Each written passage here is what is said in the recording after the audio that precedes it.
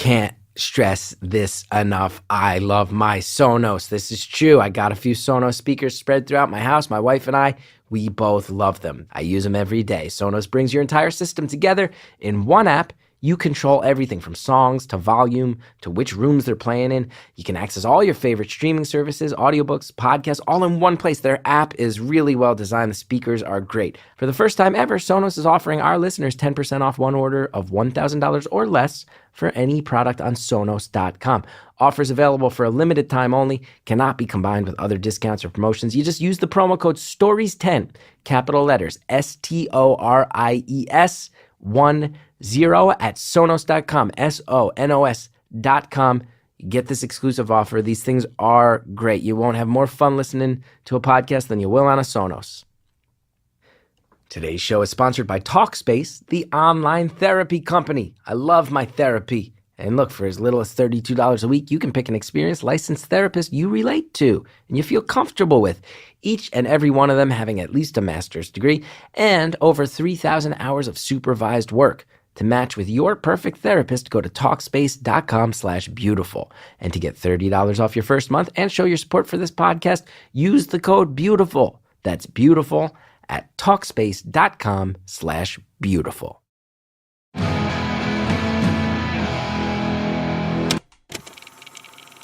Hello to all my people with nothing but good intentions. It's Beautiful Anonymous. 1 hour, one phone call, no names, no holds barred. I'd rather go one-on-one. I think it'll be more fun, and I'll get to know you, and you'll get to know me. Hello, everybody. It's Chris Gethard welcoming you to another episode of Beautiful Anonymous, a show that I feel so lucky to do, and I mean that so genuinely. You guys are the best. Thanks for supporting this thing. It's by far always the most eye-opening hour of my week. I got a lot of weird hours in my weeks. I wanted to let you guys know, before we even get into it, September 29th, that's a Friday, Denton, Texas, live Beautiful Anonymous taping. Also going to be doing a taping at Fest in Gainesville Halloween weekend. Also, some stand-up in Woodstock, New York on October 14th. Maybe I'll see you guys at some of those shows. I'm not going to plug too hard. I'm just going to thank you guys. Last week's episode, universally beloved, and I am shocked because usually when we get to the poo-poo stories, you guys don't think those are so funny, but everybody was quite charmed by last week's caller. The Facebook group erupted with glee. So many members of that Facebook group have Crohn's disease. I did not understand that. There's a real crossover, the Venn diagram between Beautiful Anonymous listeners and Crohn's disease sufferers there's more crossover than I ever imagined. Also, apparently, I got to go back and listen to it. People are saying maybe our caller is a podcast superstar that's also appeared on My Favorite Murder. Apparently, there were some Outback Steakhouse details that there was crossover. Very cool. Caller, thank you. Everyone was quite delighted with your call, as was I. This week's call, some people are going to love it, some people are not. It's about something that's happening right now. It's been happening. We're here from someone who immigrated to this country and called maybe a week ago, 10 days ago, on the same day that everything started happening with our current president taking DACA apart, the DREAM Act and whatnot. And this caller obviously had a lot of opinions on it. I just wanted to say, first of all, thanks to the caller for calling. I'm going to ask everybody, whether you agree with the politics or not, and especially mine, listen to the call, if only because as this caller is talking about the politics side of it, a lot of times when these calls get political, they just focus on that. Her story keeps unwrapping, and I have to tell you, you will be as shocked as I was. There's just so many layers to her story that she just sort of casually keeps bringing in, and it just builds to a place where I think no matter if you agree with the politics or not, I think what you will agree with is that this is a very impressive and a human being who has been through a lot and has a lot to say, and a very beautiful person, I'll say. Caller, thank you for calling. I'll also say this. I'm in New York City. I'm a liberal. Sometimes that gets, my political opinions come out. This is one of those. I will say this. I do not bring those things up to divide. I do not bring those things up to lecture. I bring them up in the course of these conversations. And I want to reiterate, while I am often confused, while I'm often stressed by the politics of this country, as we all are, individuals are individuals, and I'm not trying to come down. Sometimes I see in the online reaction, people go, you hate these people, you hate, religion. You're a lefty. You hate the righties. I don't hate anybody, and I'm more religious myself than I think some of you guys know. It's just reactions and conversations and me sorting out my thoughts and opinions on my feet, just like we all have to every day in these times. So please, more than anything, listen to this young lady's story, and I think you'll agree with me. It's shocking and it's beautiful that she is as strong as she is. Enjoy the call. Thank you for calling Beautiful Anonymous. A beeping noise will indicate when you are on the show with the host. Hello? Whoa. Chris? Yeah, how's it going? It's going well. What if we both sorry. said, oh no, you go. Sorry for what? No, I was going to say, sorry if my voice sounds a little shaky and nervous. I'm a little nervous. I didn't think I'd ever get through. Well, it's all happening. It's all going. No need to be nervous. I'm a terrifically unintimidating person. I was going to say, we both said hello at the same time. What if one of these calls someday happened with that, where we both said hello, and then the caller said jinx on you, and I wasn't allowed to talk for a full hour, and they just talked. That would be, but I mean, isn't that kind of like the purpose of the show? Like, you want the caller to talk, right? Yeah, but sometimes I talk too much. Everybody knows that.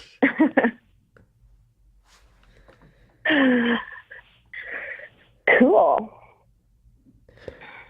So what's up? So how are you? How am I? I'm good. We're doing a big taping session mid-vacation. I was upstate, came back in the city for a college gig and to do some shows. Feeling pretty good about it. Happy to be relaxing. My life has been very busy lately because of my TV show. I feel very, very lucky that I get to sneak away and just have phone calls with strangers. It's like the most relaxing part of my week. Really? That's very interesting. Yeah. Now, how are you? That would be the most relaxing part of your week. I'm doing well, I guess. Actually, I'm feeling weird. So Trump had Jeff Sessions announce that DACA is being rescinded, was the term that they used this morning, actually, maybe half hour ago or so. Oh, wow. 45 minutes ago. I've been in the booth. I didn't even know that. Oh, well, breaking news, I guess. I don't know how familiar you are with DACA. I would say or what it is. The broad strokes, it protects families. It basically protects immigrant families, is my understanding of it, and young people who came here. And more specifically, those young children that were brought to the U.S. By no choice of their own, by the choice of their parents. Honestly, trying to provide a life and better opportunities than what they had in their home countries. And that's how I came to this country as well. You did? I was brought to the U.S. Yeah. Wow. I was born here, but I've been here for 25 years now. Wow. And I was brought here at the age of...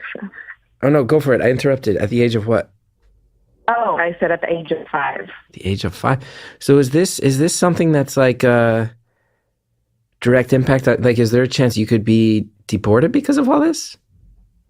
Well, the thing is, DACA, I'm not a recipient of DACA. Okay. I'm a recipient of a different program, but it just this whole DACA issue and it being now rescinded just stirs up a lot of emotions. I feel like a lot of the same emotions, because now I feel like, okay, he's rescinded this program, which is probably the youngest program as far as like providing some sort of amnesty to immigrants, or some protection rather.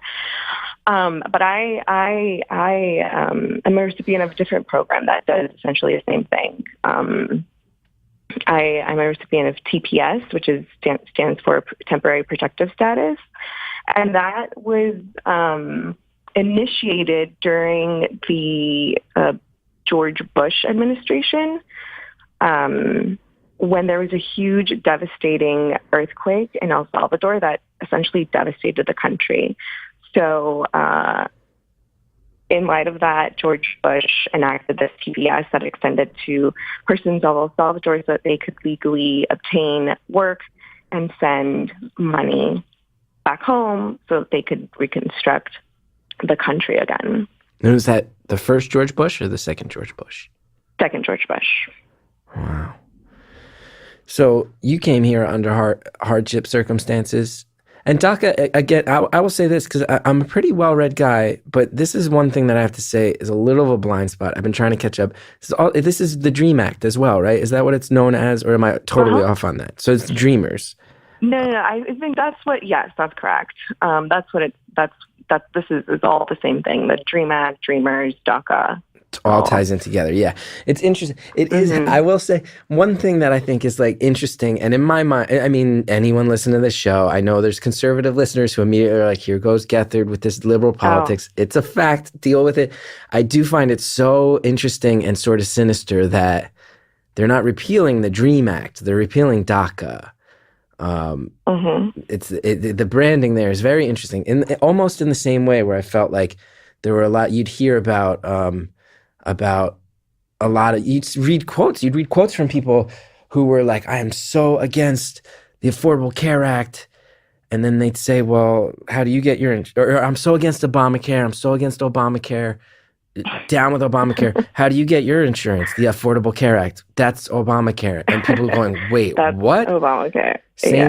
There's some very I think we have to say, no matter what your politics are, very clever branding that this administration manages to do. Yeah, definitely. I mean, it's all about branding. You say so yourself, right? It's all about branding. Oh, you got to have that brand, baby. Put the hair up, put the glasses on, get that Gethard brand going.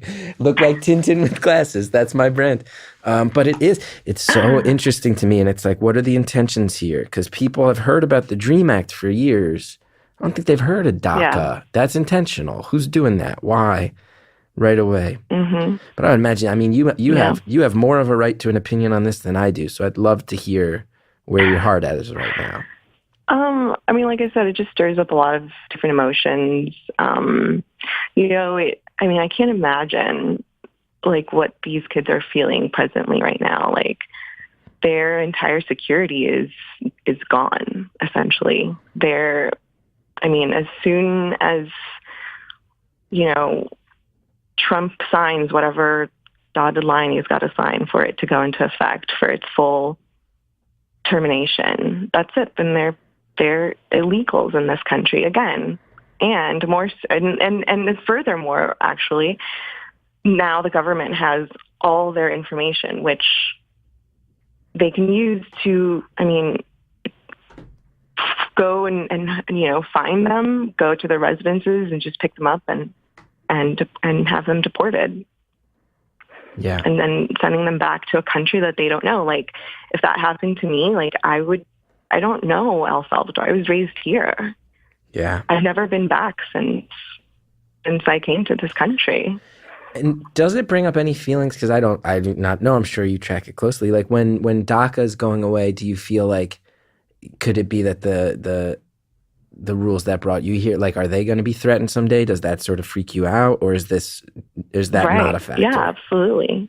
It makes me think that the TPS program that I am a recipient of will be attacked or terminated next.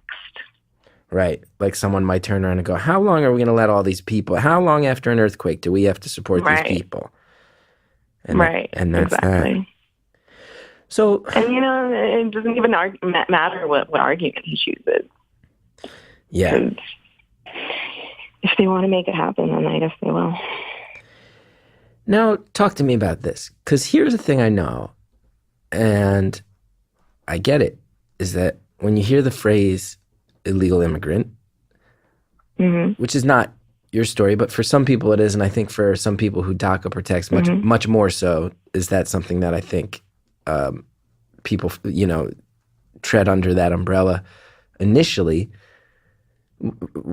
A lot of people hear the phrase illegal immigrant and they go, illegal. It's right there in the name. Of course, deport them. But it's much more layered than that. from everything I've ever read, everything I've ever seen, is there anything you can sort of explain to maybe people who this is all theoretical to, hypothetical to, about what's actually, what this experience is actually like? You know what I mean? Yeah. Okay. I think I can do that by like actually going back to when we did live in El Salvador. Like I said, I was brought to the U.S. at the age of 5, but the reason for that was for medical treatment. At the age of, I was just shy of 3 years old, I suffered a spinal cord injury. Oh, sorry. After a grenade detonated and the shrapnel went into my back and damaged my spinal cord. And this was during the Civil War in El Salvador, which lasted from 1980 to 1992. And then 92 is the year that I came to the U.S. But so that was really the reason for which my mom made the decision to bring me here for medical treatment, and she had to leave her 2 younger sons in order to do that, under the care of her mom, my grandmother. And she, we came to this country. Luckily, my mom's brother, my uncle, was already here and had been here for a number of years. So he was established. He had his home and obviously his family with him, working and everything. So we came to stay with them. And I mean, since day one of us arriving in this country, my mom has worked just from day to night in order to provide for me here growing up, and also sending back money to El Salvador to support my grandmother and my brothers as well. So growing up, I was always with a babysitter up until the end of elementary school, actually. My mom never made it to any of my school functions. She never went on field trips with me because she was always working. What type of work did she do? Oh, she was, you'll love this. She's always been a housekeeper nanny. But initially when we came to this country, she was working for a white Mormon family who had, ended up having 10 kids total. And they always had either 1 or 2 nannies at all times that were always, of Hispanic descent, trying to handle a bunch of really crazy kids. But yeah, that's always been her line of work here, and working at restaurants sometimes, but mostly that. I want to underline that really hard. If I can just take a second to get on a soapbox and just reiterate some things you said, because I live in New York. I live in a neighborhood, Jackson Heights, Queens, known for being one of the most diverse places on planet Earth. When you live amongst diversity, you see the human side of it, and you realize people are people. We got to stop being aggressive to other people based on theoretical things.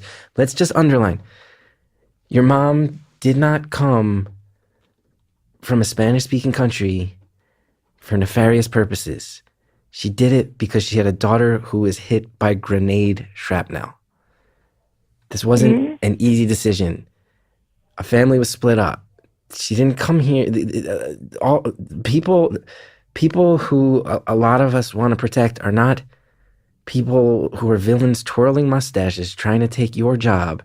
They're people who are willing to do anything to get their kids out of the line of fire, even come here and work hard for other families to sacrifice of their own family. That's yeah. I don't understand. I understand why people who maybe don't see this stuff in their own community or see communities of immigrants in action judge it, but that's theoretical.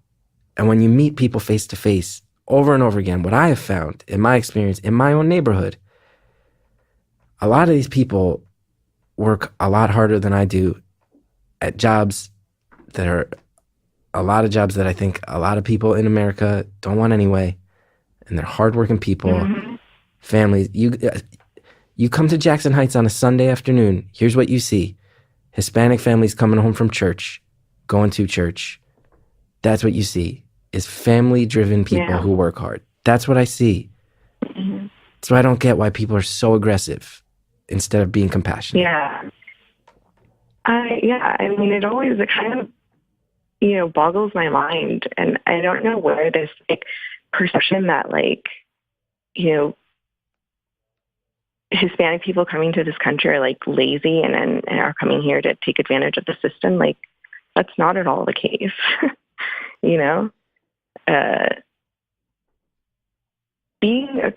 Coming here to this country to be an immigrant, it's a hard life. It's not easy. You are breaking your back. My mom, my uncle has done the same thing. My aunt, they've come to this country and have worked every single day and have been contributing members. They're taxpayers. They own homes. They own cars. They're contributing members to the society. And it breaks my heart, to hear people say, well, you should blame the parents, for bringing their kids here illegally, knowing so. And it breaks my heart to hear that, because they've never been in a position where their families have been in a grave danger, and it's life or death situations. That's privilege that allows them to make that statement so easily. You know what I mean? Yeah. I would have to imagine that the idea of being American and what America offers means more to your mom than a lot of people who want your mom gone, if I'm being honest. I would have to imagine your mom's feelings on America are more pure and more layered and nuanced than a lot of us who were born here have to think about. Certainly more nuanced than people who do things like, I don't know, let's say put on a bikini of the American flag, who I think there's probably a good Venn diagram crossover between people who would go there and maybe, but that's again, just another stereotype. I don't want to stereotype on my end, making a bit of a joke, but there's frustration that leads to that joke of a lot of the people screaming America probably don't think as hard about it as your mom has had to. Yeah. I mean, and like I said, when she made the decision to come to this country, she left two young kids, an additional two young kids behind, who were under the age of 5. And they're now in this country. We were very fortunate to be able to bring them to this country, but we didn't see them for 15 years. 15 years? We were complete strangers. Yeah. Was your mom? My mom communicated, with them. Were you guys able to travel back and forth to see them at all? Or no. Never in 15 years? Never. No. Just letters and phone calls. I mean, technology wasn't as advanced as it was today, so we didn't have FaceTime like we do now. So. And was a lot of that, if you travel back, you might get tangled up in a bureaucratic situation and you might not get back in? Was that part of it? Oh, yeah, absolutely. We came to this country on a visa status, and, we just kind of let that run out. So we became illegal in this country. And then when that devastating earthquake in El Salvador occurred, that's when we were able to apply for TPS, the temporary protective status. Oh, wow. That had gone into effect. Mm-hmm. So you were illegal for a stretch of your life? Yes. Wow. Yeah. I was. I missed that before. And what's that? Is that just constant stress, or do you manage to put it in the back of your mind after a while? Well, I mean, during that time, I was a kid, so I didn't really understand what was even going on at the time. TPS came to effect when I was 15 or so, 14 maybe. So, at that time, I didn't I wasn't looking for work or really anything. It's just in school. So it didn't really affect me. There wasn't anything that I really had to think about it, really. Well, that's good about, for a kid. Being of an illegal status. Yeah. And then when that TPS came into effect or was extended to Californians, how I wasn't. So I will let you know, I was able to hear that answer. Your reception's not great. And if there's a place you can go where it is great, I'd love it because I'm feeling this conversation on my end. I'll tell you that. Let me see if this is better. She's going to go deal with her reception. That's going to take a second. You know what? I think that's a perfect time for some advertisers to tell us about their products, their services, because it has to happen sometime, even during the serious political calls. We got these sponsors. They help me bring the show to you guys for free. Use the promo codes. It really helps Beautiful Anonymous when you do. We'll be back soon with more of one of my favorite phone calls ever. Do I sound incredibly well rested to you? I'm sure I do, and that's probably because I sleep on a Casper.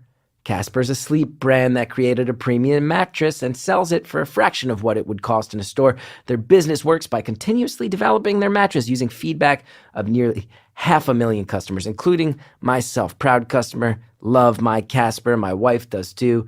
No joke. Their San Francisco research and development team recently developed a proprietary foam that relieves pressure and increases airflow. Real customers have said the mattress is like sleeping on a brioche and like being cradled by the tinkling of baby laughter in the moonlight. It's real things that people say, and I having slept on one, I don't think that's melodramatic at all.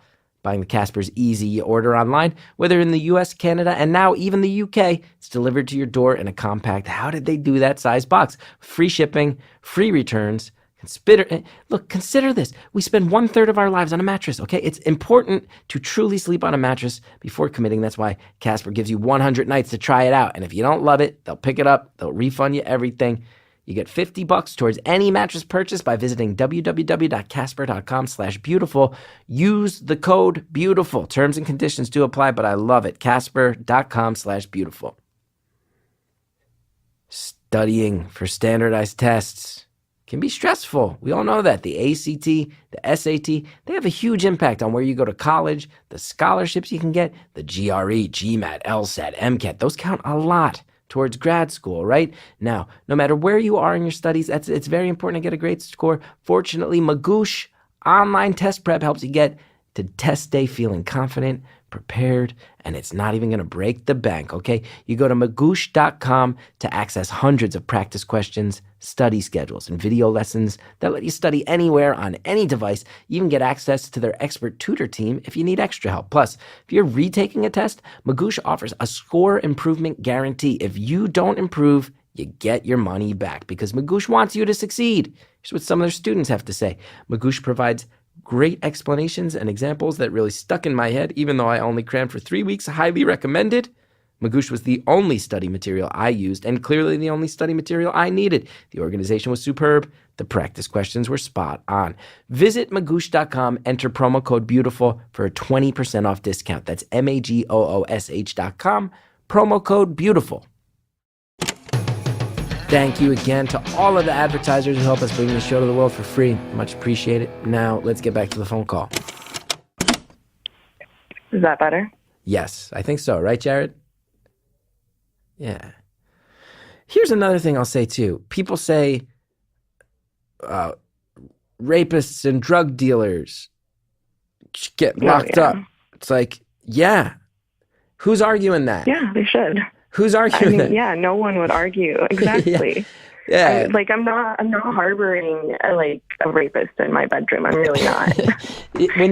when you see like footage of demonstrations of people who are protesting, who want to go to bat and say maybe this is overzealous and hasty and dreamers should not be kicked out. None of those people are sitting there chanting, going like, yeah, keep the rapists and the drug dealers. Those are buzzwords that are so easy to attach. And of course you want to lock up rapists and drug dealers. You want to lock up rapists and drug dealers who aren't from America, and you want to lock up the ones who are from America. Seems like pretty simple math to me. Seems like pretty simple math to me. would say so, but, you know. What was it like when your brothers finally got here? It was interesting. Just because, I mean, we just grew up. I mean, we just didn't know each other, you know, and we were all pretty much adults by the time that we met. I mean, I was 20, and there's only a year in between us. So I was 20, my middle brother was 19, and my youngest brother was 18. Yeah. So we clashed a little bit, just I think because of like the cultural differences. But I mean, now we get along just fine. Now we get along great. So how does it work when you got your medical visa? It just comes down to like, well, that child needs medical treatment, and clearly a parent has to go, but that's it. The one child and the one parent can go. End of story. Mm-hmm. It's up to you. Do you want substandard medical treatment, or do you want your family to be broken in half? That's the choice you have to make. Yeah, I think, you know, I think maybe that's kind of what my mom was up against. I've actually never really talked to her about, like, you know, all these decisions, all these like things that she went through, because I don't have much memory of it. Like when I was injured, I was really young. Like I said, I was just shy of 3 years old. I have very like few memories, vivid memories of like being in the hospital and stuff afterward. Yeah. But I've never like asked my mom about it, mostly because I'm like just like scared to like break down in front of her, like, you know, like, I get choked about it now.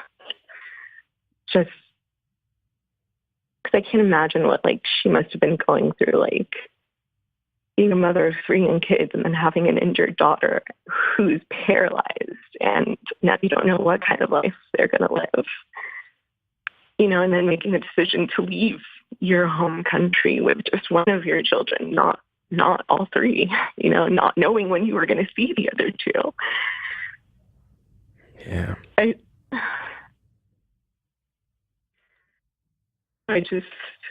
I can't match it, that, you know? And so you said you were paralyzed when this happened. Are you still affected now, or did you come for treatment that corrected that? Yeah, no, I'm paraplegic. You're so paraplegic. I'm in a wheelchair. Oh wow. And I have been since my injury. Wow. You have a hell of a story. But like the thing is, like, this is just like one story. Like my story isn't unique. You know what I mean? Like hundreds, thousands of people were affected just by this war. You know, and that's just speaking of El Salvador. Like this goes on around the entire world. This is happening in Syria right now, in that part of the world, you know? Yeah. Yeah. So, I guess it is a pretty shocking story to hear, but it's not fully unique. No, of course, but it's still to hear it again, to hear it in a way that's not theoretical. You're not reading a story of a page. To hear you say it, it's like it is really mind blowing. And so this grenade. So your family just like, unfortunately, there was a war, there was a battle, things weren't stable, and you guys just got caught in the middle of some battle that was overrunning the area you were in. Yeah, well, from my understanding, what happened is that, like, my family and I used to live, I guess, like, you can call it, I mean, in Spanish, they're called colonias, and the best way that I can, like, describe that is, like, just, like, a huge apartment complex. And I guess the guerrillas, kind of took over the place, and we're holding everyone hostage. And it's been that way for a number of days. on the day that battle broke out, my mom was in line to get food because they wouldn't allow anyone to exit or enter. And I was out in the patio with one of my mom's girlfriends when everything, happened. And I don't know who initiated the fire or the gunfire or whatnot. But I know that I was near an explosive when it detonated. And shrapnel went into my back and damaged my spinal cord. Unfortunately, my mom's girlfriend passed away. I think she may have taken the grunt of the shrapnel explosion.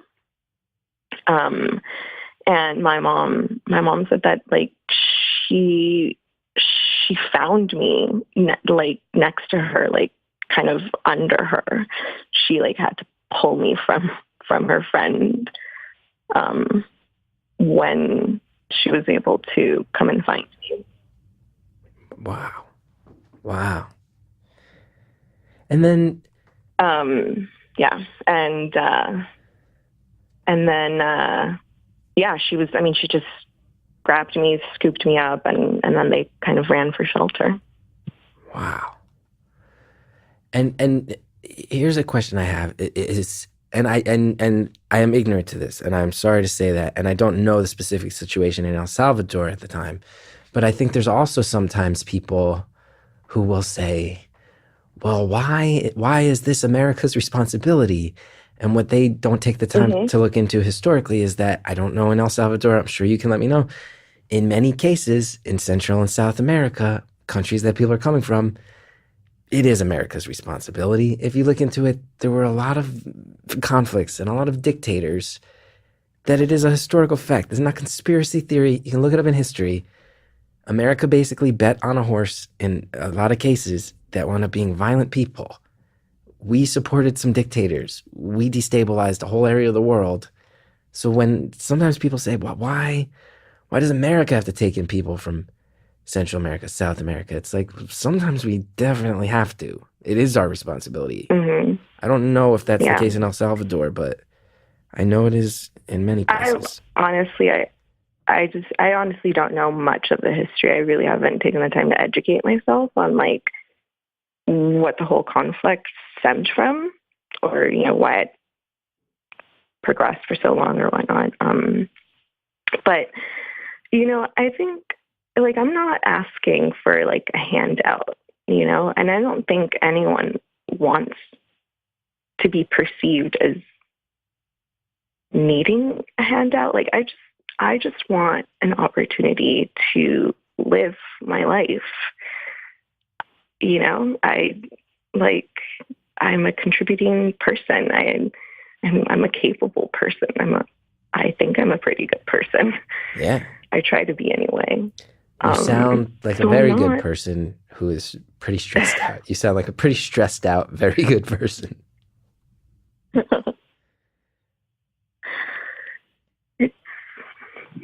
It's just an interesting time, I feel like. I don't know, I guess a lot of people are saying this, and I think I've heard that maybe on the show before.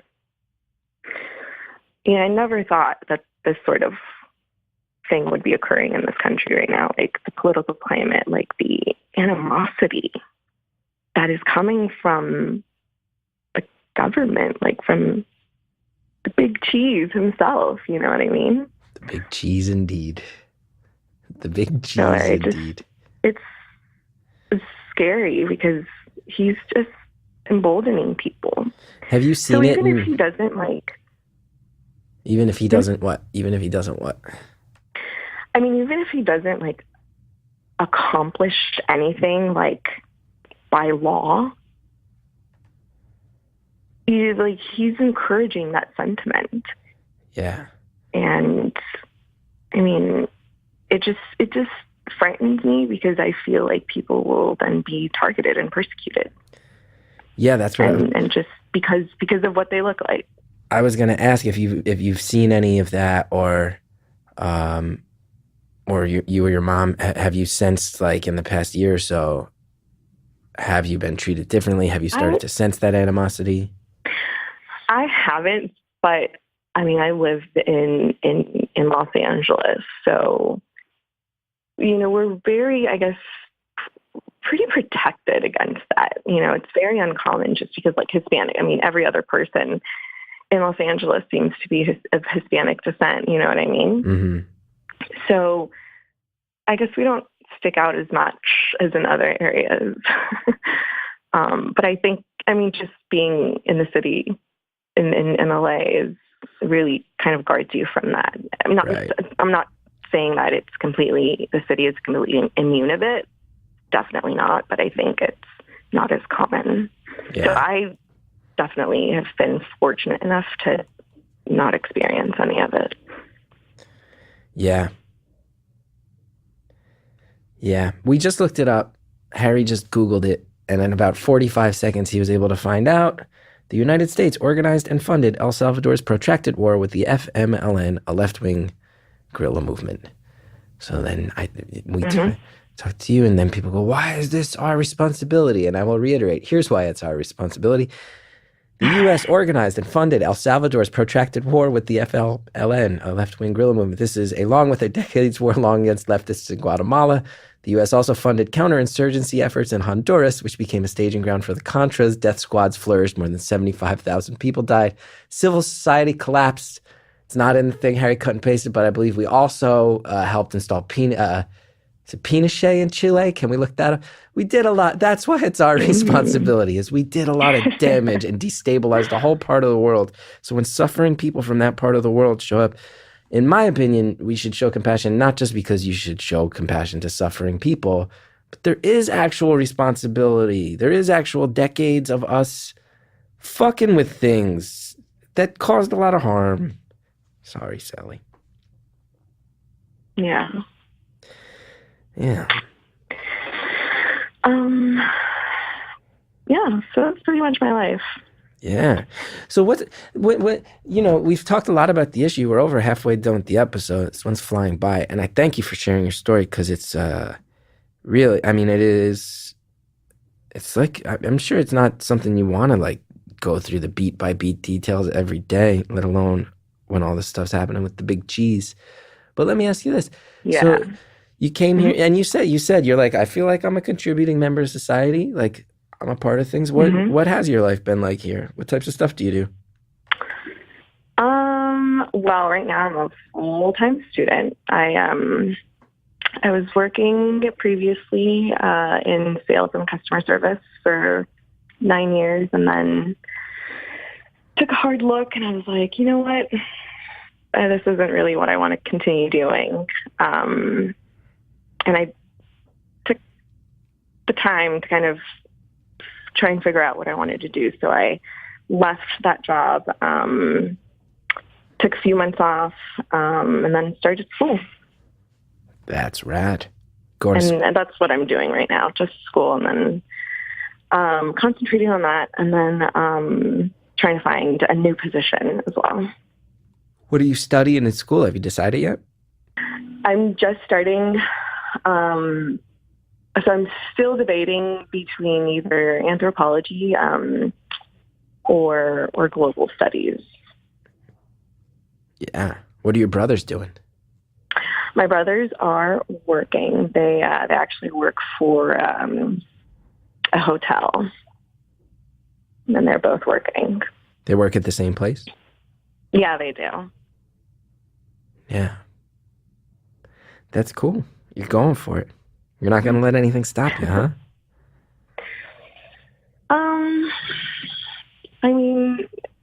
It was just a matter of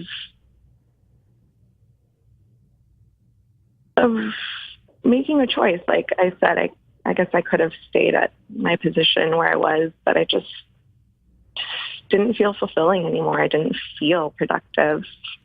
And I just didn't want to continue doing that as a career for another 10, 20, whatever many years, you know what I mean? Yeah. And I just wanted to find something that did make me feel more productive. Yeah. So that's kind of what now. I have to say, too, I'm pretty blown away and amazed that you only, like, after telling your whole story, like, offhandedly once mentioned that you were in a wheelchair. I think that's, like... Oh, yeah. That's, like, that's super inspiring. You've, like, not even... You're like, yep, student, wanted a better career. Like, there's a lot. You've dealt with a lot of stuff, huh? Dealt with a lot. Yeah, being in a wheelchair is interesting. People treat you very differently, and people, I think, perceive you differently as well. Definitely. And I'm very, like, I guess almost, I don't think sensitive is the right word, but I guess maybe a little defensive. I get defensive sometimes when people, like, try and give me extra attention just for being in a wheelchair. Like, it really drives me up a wall, and I understand that it's not ever done with, like, ill intention. It's the exact opposite. Someone's giving me attention because they want to ensure that I'm okay, or that I feel comfortable, or that, whatever. But I feel like that's something that I'm always battling, is, like, people perceiving me as always needing help. Yeah. If that makes sense. I get it. And I would imagine sometimes people with good intentions, it feels to you like they're just kind of, like, shining a spotlight on you. Absolutely. Yeah. I mean, even with, like, comments that people make, like, one time, oh gosh, one time I was working this event for this convention, and this kid, literally, he was maybe 19 or 20, I don't know, pretty young kid anyway, in my opinion. But he, like, comes up to me and he says, "You have my condolences." He's like, "I had a broken foot last summer. I was in a wheelchair for 3 months, and it was awful." And I was like, oh, wow. I literally, like, just smiled and just turned away because I didn't know what to say. Oh, I couldn't say anything. Oh. But, and, it's like, obviously, he meant that to be, like, I get know, it. To him, he's like, you know what I mean? Yeah, he's like, I broke my foot and had to be in a wheelchair for 3 months. And you're like, oh, really? I lived through something that you only have to see in movies. I lived through a scene in real life that you only see special effects teams have to reproduce. Cool, we're the same. We're the same. I get it. I have to pause just to say, how funny would it be if that kid hears this someday and then goes, oh, God, that was me. That would be funny. And hey, you know what? Since we paused and I broke the momentum anyway, might as well hear from our sponsors. They bring you products and services. They also help you bring Beautiful Anonymous for free. That's the reason we get to give it to you guys, because of them. So check these things out. Use the promo codes if you like them. We'll be back to finish off the phone call in just a minute. Hey guys, I want to talk to you about Big Grande's Teacher's Lounge. It's a hilarious improv comedy show, and it is back on Stitcher Premium for Season 3. This time it's releasing weekly. To celebrate the launch of the weekly show, they're releasing the Season 1 of Teacher's Lounge for free. Just in case you haven't heard this show yet, Big Grande, Drew Tarver, Dan Lippert, John Mackey, Ryan Rosenberg take you inside the minds of the teachers at Hamilton High School's Honors Department. This season, they'll welcome guests such as Jessica McKenna, Paul F. Tompkins, musician Elle King, so many others from the greater Hamilton High community. The AV Club says Big Grande's The Teacher's Lounge mines pure gold from education's underbelly. Listen to Season 1 completely free on Apple Podcasts, Stitcher, Earwolf.com, or wherever you listen. And for more Big Grande, head to Stitcher Premium for the weekly release of Season 3. Go to StitcherPremium.com/teacher. Use the promo code STORIES to get your first month of premium for free. Thanks again to all of our advertisers. Now let's finish off the phone call. I broke my foot and had to be in a wheelchair for 3 months. And you're like, oh, really? I lived through something that you only have to see in movies. I lived through a scene in real life that you only see special effects teams have to reproduce. Cool. We're the same. We're the same. I get it. Yeah. Oh, yeah? You went a little too hard with your intramural soccer team. Messed up your foot. Oh, really? I was held hostage by gorillas and a grenade hit me. Yeah, we have a lot in common. Oh, God. But that being said, I also know that I have stumbled into saying an ignorant thing now and then in my day, so I sympathize as well with people who just botch it that hard. I get it. Yeah. But it must get old. Yeah, it does. But I think I used to feel like I used to be a lot more defensive about it when I was younger. Now, with maturity, I think, it allows perspective. So Yeah. I don't take as much offense to it, I guess, as I did before. Now it's like, oh, I understand where it's coming from. Yeah. Yeah, you got to trust people's intentions, I would imagine. You must have a lot of situations where you have to take a deep breath and trust that someone's intentions were good. Yeah, totally. But the thing is, it's just, I just don't want the attention. Like, ignore me if you want, or, let me ask for help, or I'll say this, and this has only happened a couple of times, but someone has come up to me and said, would you mind if I helped you? And that just changes, everything. Because most of the time people come at you like you're in distress, Right. So for anyone listening, I guess, if you ever see someone in a wheelchair and you want to offer your help, don't be afraid to do so. I guess I shouldn't. What I'm saying might discourage people, which it shouldn't. Yeah, 100,000 people are like, "Oh God, okay, I'll never help someone in need." Oh no, yeah, no. I'll just let you. I'm sorry. I'll let you struggle with the door. I'll let you struggle with the door. I'm sorry. I'm speaking for myself here, but maybe we do need help at that particular moment. But just don't. We're not in distress unless we do look like we're in distress. But if you want to lend your help, just say, "Would you mind if I offered my help or whatnot?" Yeah.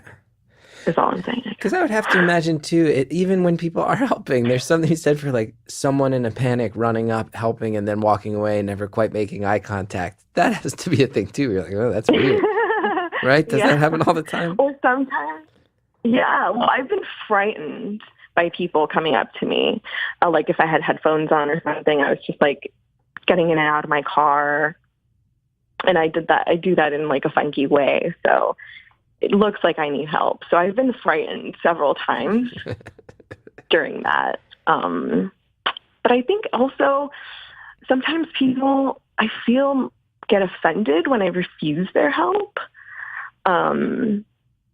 which sucks because I don't mean to be rude, but I don't need the assistance.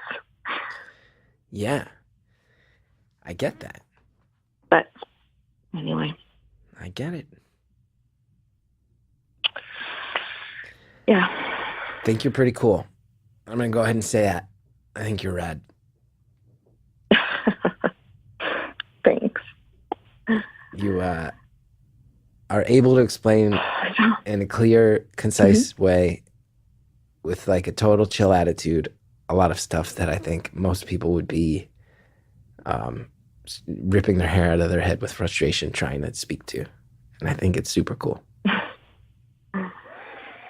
Yeah. I mean, it's just, you just have to take a deep breath and just do your best to rationalize what's happening, really. Because I feel like a crazy person most days these days. Because I like turn on television, you know, and like you see what's going on, and it's like, how is this reality? Yeah. Is there in LA? I don't know. Is there an El Salvadorian community in LA? There's a strong Salvadorian. Yeah. I don't know if this is factual, but I've heard previously that there are technically more Salvadorians or Salvadorian descendant people in Los Angeles now or in the U.S. than there are in El Salvador. But there's a big concentration of Salvadorian people, and specifically in Los Angeles. And are you? Is that something that you and your family are active? Like, are you like in the face of all the anti-immigration stuff that's been ramping up to now the Dreamers potentially being sent home? Are you like sensing a lot of stress in that community? You know, I can't really speak to it because I live in Santa Monica. Nice. So, yeah, there are definitely Hispanic people in Santa Monica, but there aren't as many. Like, for example, the communities that my family live in, like where my mom lives or where my brothers live, those are much more heavily Hispanic neighborhoods. Mm-hmm. So, I mean, I'll have to ask them. I'm not sure if they have picked up any sentiment, any stress in the, you know, in the neighborhood due to all of this. Yeah, because I see it in my neighborhood. My neighborhood's weird. It's everybody's just on top of each other, and it's beautiful. It's huge Indian community, all sorts of Hispanic populations, Tibetan, Nepalese, Thai, huge gay community. Yeah. It's like a bunch of artists. It's like such a weird neighborhood, but it's so beautiful. And then you'll just like be in the coffee shop and you'll see like a thing up on a bulletin board. Hey, just a warning to our neighbors. We hear there's an ICE raid on Roosevelt Avenue and 88th Street. And you're like, what? What is going on? What does that mean? There's a raid in the coffee shop. What does that mean? It's just a warning to our neighbors. There's a raid. It's insane. That's insane. Interesting. That's what people. Yeah. That's what I don't get. It's what I don't get. It's like I have to imagine, and maybe I'm stereotyping. And if I am, I'm sorry, but I just don't believe that a lot of the people who are most vocal about kicking out immigrants actually live in places where there are a lot of immigrants. I just don't believe it. Because I do. Right. I do. And I would much rather have I would much rather have people living in my community, working, contributing, raising families. I would much rather have that than have police in riot gear doing raids. I'd much rather have that. It's not even a question. Not even a question. Yeah. I'd much rather have families than raids. It's insane. Absolutely. I mean, it's a sensitive topic, you know, because there's just so many different perspectives and just so many different people that it affects. And I think those that are, you know, protesting against DACA or any immigrant, really, I just wish that they would like just step back and like just view us as humans. Like, what if this was someone that just lived across the street from you? What impedes them from, I guess, sympathizing or empathizing? You know what I mean? Like, is it fact that they're Hispanic? Is it the fact that they're here illegally? Is it a combination of both? Or, you know what I mean? Mm-hmm. I do. How long did your mom work for that Mormon family? Did you mention? Oh man, it was a long time. Like 5 years, if not over. Yeah. Because that's another, I say this with the utmost respect for your mom. I say this absolutely with the utmost respect. It's another thing where it's like, how does someone who's in the Rust Belt saying immigrants are taking our jobs? Hello? Like, yeah. Can you hear me? Hello? Yes. Oh, yeah, I can hear you now. I was saying, like, I say this with the utmost respect to your mom. Like, when people say, like, oh, immigrants are stealing your jobs, like, again, totally respectful, not looking down my nose at, oh, your mom is a hero. They don't, that's not the, they're not looking to clean a Mormon family's house for 5 years. That's not the job. Like, there's a disconnect there that I don't understand. You know what I mean? I hope that doesn't come off. I hope that doesn't come off as if I'm being disrespectful to your mom. I think she stepped up for her family, but it's such a weird level of judgment that I've never understood.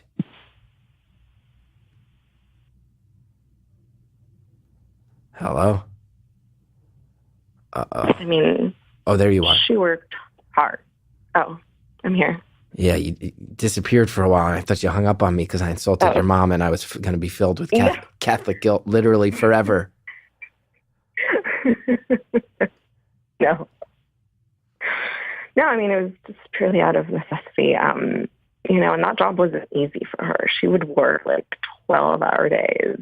They lived in a huge house. Like I said, there was 10 kids all together. So, yeah, she just, you know, she's always done what she's had to do in order to provide for us. Like, no job has ever been like beneath her. Yeah. In order to provide for us. Yeah. And someone in that position leaving is not going to give someone else a job back in an auto plant or a coal mine or a steel mill. It's not how it works. The anger and frustration of one person is not solved by the evacuation of another person. We're being tricked into thinking that these things have anything to do with each other. Mm-hmm. And the people who are tricking us are probably the only ones that have something to do with both. Sorry about that. I talked through you, but I'm getting mad. No. I had a friend, I'll say this. This is one of the proudest moments of my life. I had a friend from El Salvador. He's here, I believe he's on a student visa for a while. Comedian. He had some visa troubles. Things were getting tangled up. And he came to me, and I had a little momentum in my career at the time. And he said, is there anything you can do to help? And I said, well, I happen to have a TV show. We happen to employ people. And I very happily wrote a letter that said, if this guy was allowed to stay in this country and he was allowed to work legally, I would employ him in a heartbeat. I think he's a brilliant genius. And he did a lot more work than that. That letter didn't solve the problem. He had a lot of lawyers involved and a lot of other things, but I wrote that letter with pride. Oh, yeah. And then I also gave him that job with pride. And I'm happy. Oh. Hard working. Well, thank you for doing that. Please. Anything I can do that's one small drop in the bucket, happy to do it. Because here's the thing I think about too. My life, easy. I wasn't getting grenades thrown at me. That's insane to me. But here's the thing I'll say. You know where my grandfather's from? Northern Ireland, a place where the schools are still segregated and where he was dodging violence and he was dodging a family that had some issues. And that's why he came here. And that was 2 generations away. And if there's anybody else listening out there who's 1 generation back, 2 generations back, and you're buying into all of it, ask yourself why your people left. Ask yourself why your people left. I can speak for I can speak as an Irish American. When your people left, It wasn't so they could put on big knit sweaters and march in a St. Patrick's Day parade. That's not what the vibe was that's not what my grandfather, he wasn't like, oh, I'm psyched to get in on that parade. That's not why he left the Yeah. county of Armagh. The county of Armagh, which when I went to Ireland and told Irish comics in Dublin I was visiting Armagh, they warned me against it because it's still dangerous in 2017. Whoa. So ask your Really? people why they left. Dangerous how? It wasn't that dangerous when I visited. It was lovely, but it was there was the IRA, there was the Irish Republican Army. It was big up there. It was a for real thing. Catholics versus Protestants. I met a guy who told me his grandkids, he dropped them off at school. The Catholics walk in one direction, the Protestants walk in the other. Like, that's in 2017. Wow. Again, you got hit with a grenade. I'm not comparing my life story to yours. I've had it very easy, but no, that wasn't like a sarcastic wow. That was no, like a I know true, that like, because you're nice. Okay, you're sorry. nice. I know that, but I'm just saying, anybody listening, if you unless your people got off the Mayflower, and even then, they were fleeing persecution. When did we stop helping out people who are being persecuted? Or at the very least, when did we start demonizing them? Yeah, I don't know. I don't know what happened, but I hope we can start to reverse it soon. Me too. How much time do we have left? 3 minutes and 45 seconds. Awesome. What else you got? Well, that was a great chat. Thanks for your time. Yeah, I loved it. What else? What do you do on the rest of the day? I gotta go study, actually. Yeah. I've got class tomorrow, so I've got a bit of reading to do.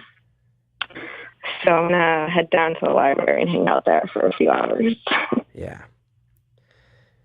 That's cool. That's cool. Yeah. Yeah, that's pretty much it. Yeah. What about you?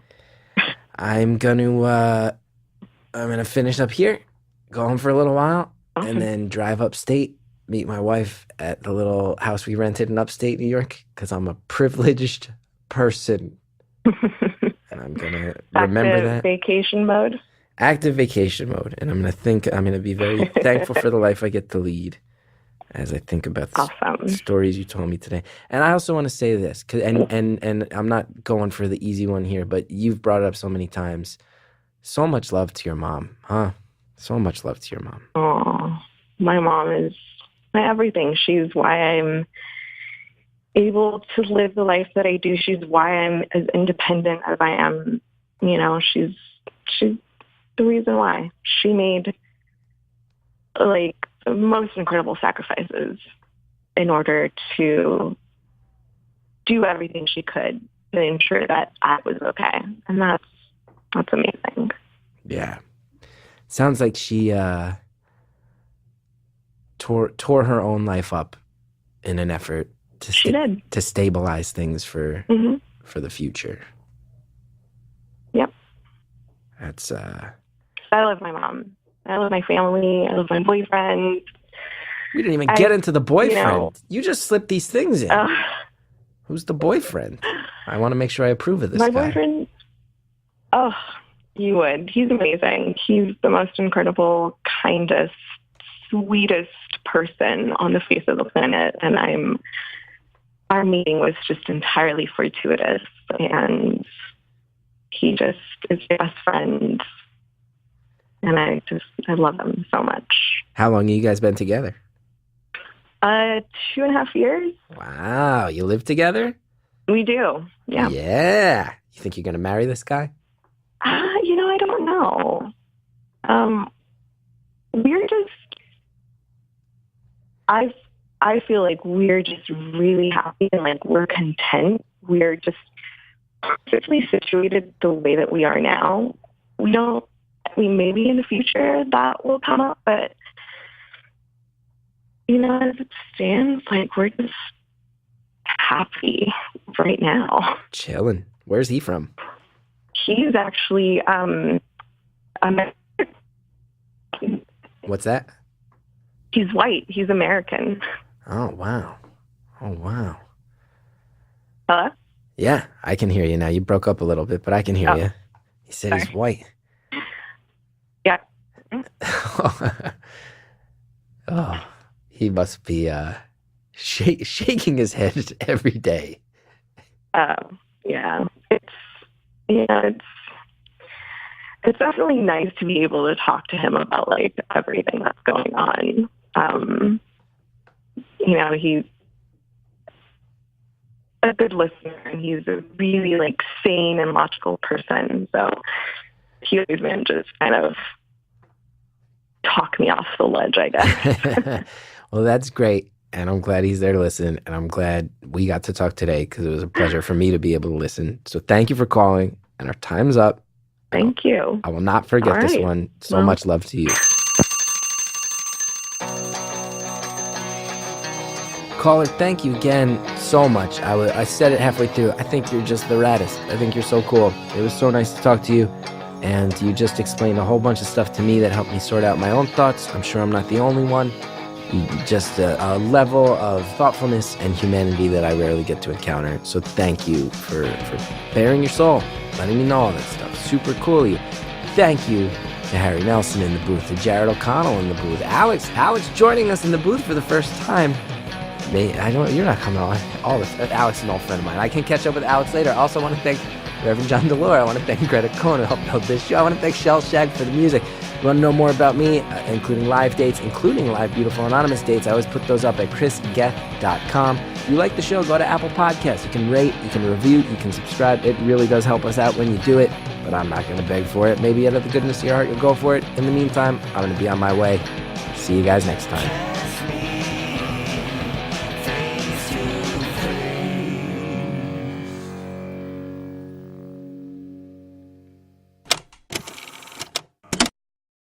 Hey everybody, just a reminder, you can get official Beautiful Anonymous merch over at podswag.com.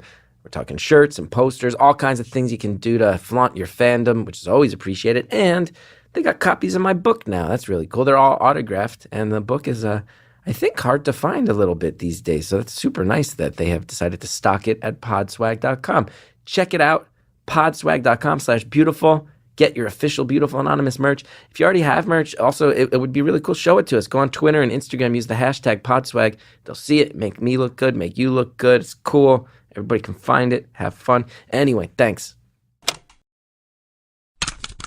Next time on Beautiful Anonymous, a guy going through some life changes has to decide how many life changes he wants.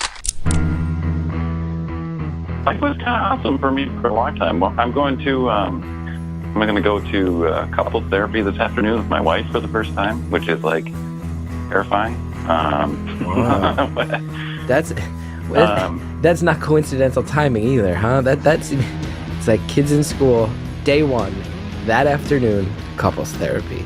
That seems like a real firm plan. Yeah. Yeah. That's next time on Beautiful Anonymous.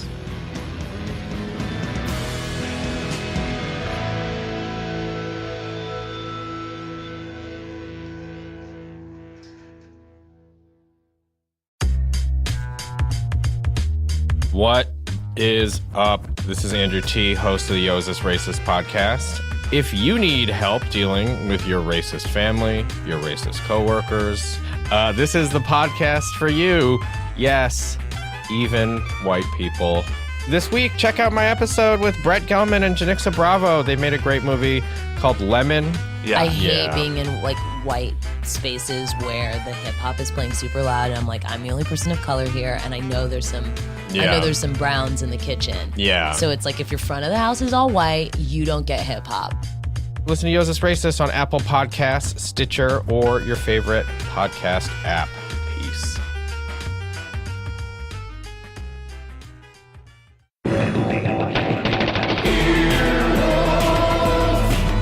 This has been an Earwolf production, executive produced by Scott Aukerman, Chris Bannon, and Colin Anderson.